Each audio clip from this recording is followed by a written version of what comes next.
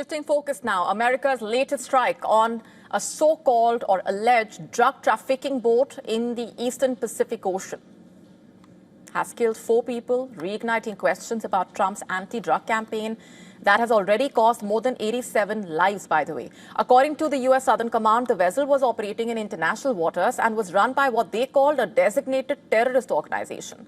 Intelligence, they said, confirmed the boat was carrying illicit narcotics and traveling along a known narco-trafficking route.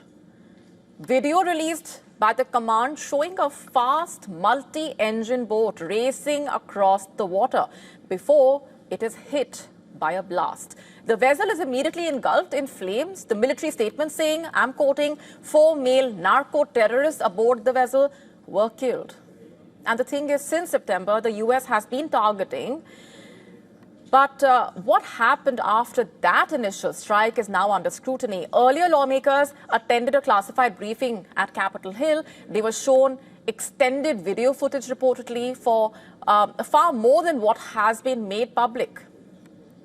The images, according to members of Congress, reportedly showing American forces striking again, and this time targeting survivors. Representative Jim Himes, the top Democrat on the House Intelligence Committee, was blunt while speaking to the reporters. He said the footage showed the United States military attacking shipwrecked sailors. He called it, quote, one of the most troubling things I have seen in my time in public service, quote unquote. And he said the video shows 2 individuals in clear distress with no means of propulsion on a destroyed vessel. Both were killed. Republican Representative Don Bacon, a former Air Force general, echoed the same concern while talking to American news channel CNN. The veteran said that the rules of war would not allow survivors to be killed unless they posed an imminent threat. In his view, the 2 men did not pose such a threat to the United States. Despite that, there is a divide in the Congress. Some Republican senators have defended the military action, but the question of who ordered the follow-on strikes also remains contested, reportedly. Both the White House and the Pentagon have sought to distance the war secretary from the decision to target survivors, reportedly. They have instead pointed to Admiral Frank Bradley, the commander who oversaw the operation. The broader issue, though, is a campaign that the Trump administration insists is part of the ongoing war against so-called narco-terrorists. The president has deployed the world's largest aircraft carrier and a range of military assets to the Caribbean, saying they are there to conduct counter-narcotics operations that have heightened regional tensions. As a result, Venezuela's leader, in fact, has accused Washington of using drug trafficking as a pretext to impose regime change in Caracas.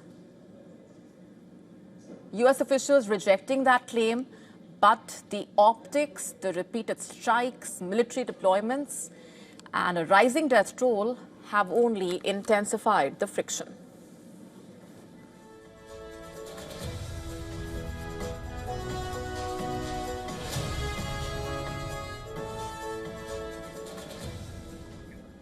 And amid the tensions with Venezuela, the United States and Panama joined forces this week for a military training exercise in the Caribbean. While officials say the drills focus on counter-narcotics and emergency response, the U.S. presence has raised concern in Venezuela, which sees Washington's moves as a growing threat. Take a look.